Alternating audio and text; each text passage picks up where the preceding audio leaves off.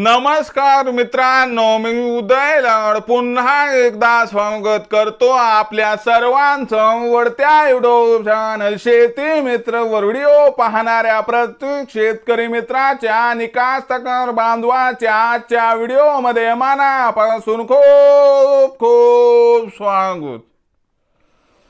मित्रांनो, thumbnail पाहितलं, title वाचलं हो मित्रांनो, सामान्य सोयाबीन उत्पादक कास्तकार बांधवांसाठी सर्वात महत्त्वाचा व्हिडिओ की आता हा उपाय केल्याने सोयाबीनच्या पिकातील केसाळ अळी होणार 100% नष्ट।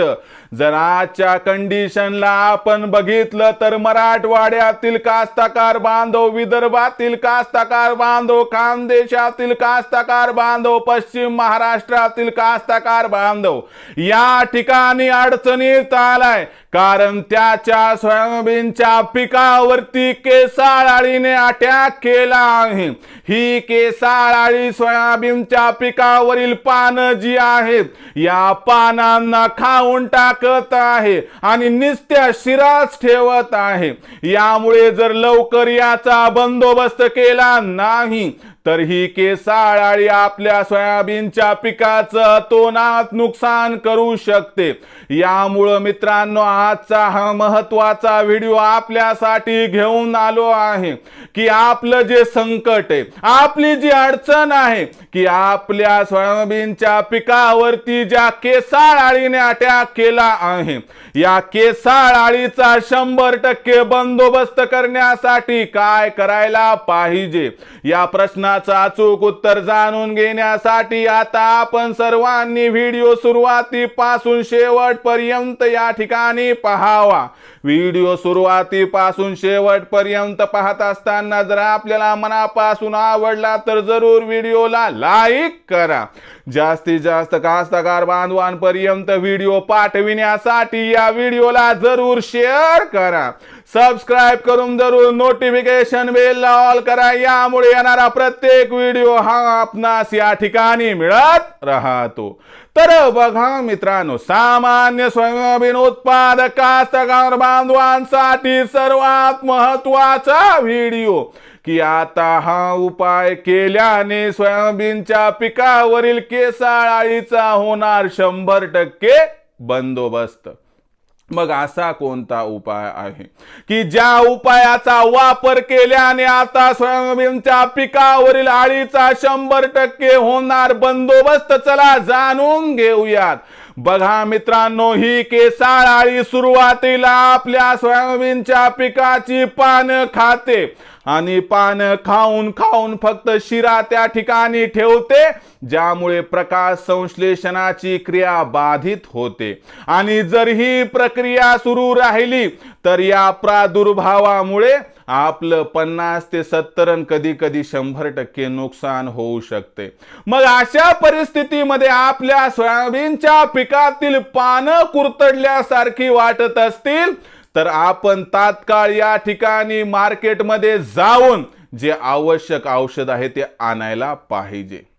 मग औषध कोणतं ते समजावून सांगतो।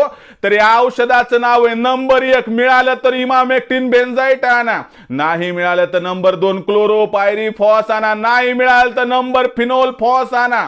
या ठिकाणी लक्षात घ्या मित्रांनो, जेवढं प्रमाण सुचवले त्या प्रमाणापेक्षा थोडंसं औषध जास्त घेतलं तर हरकत नाही, कारण आपल्याकडे असणारा प्रादुर्भाव थोडा जास्त आहे।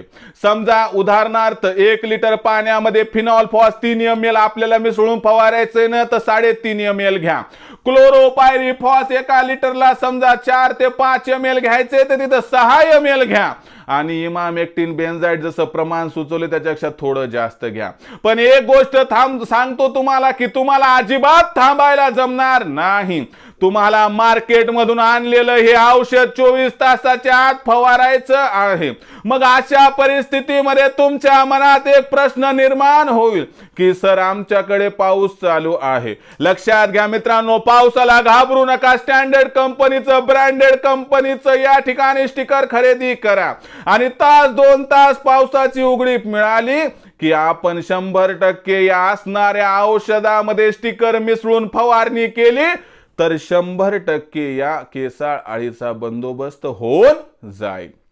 बघा मित्रांनो, जर एक परिसीमा या कीटकाने या ठिकाणी ओलांडली, कीटकनाशकाने जर फरक पडत नसेल तर अडचण निर्माण होईल. पण मला वाटतंय केसाळ अळीचं लक्षण लक्षात आल्यानंतर जास्त वेळ वाया न घालता आपण तात्काळ फिनॉल-फॉस घ्या, क्लोरोपायरीफॉस घ्या, नाही तर इमामेक्टिन बेन्झाइड घ्या, मात्र तात्काळ फवारणी करून घ्या. पावसाची शक्यता असेल तर स्टिकरचा जरूर वापर करा. तर हा संपूर्ण व्हिडिओ, ही माहिती आपणास कशी वाटली कमेंट सेक्शनमध्ये लिहून कळवा. हा व्हिडिओ आपल्याला आवडला असेल तर लाईक करा, सामान्य कास्तकार बांधवापर्यंत पाठवण्यासाठी शेअर करा, सबस्क्राईब करून जरूर नोटिफिकेशन बेलला ऑल करा. यामुळे येणारा प्रत्येक व्हिडिओ हा आपणास या ठिकाणी मिळत राहतो. तर मित्रांनो, अशाच एका नवीन व्हिडिओसह मी आपला मित्र उदय लाड आपल्या सर्वांच्या आवडत्या यूट्यूब चॅनल शेती मित्रवर मिळत राहील. तोपर्यंत माझ्या प्रत्येक शेतकरी मित्राचे आणि कास्तकार बांधवाचे आजच्या व्हिडिओमध्ये मनापासून पुन्हा एकदा खूप खूप आभार.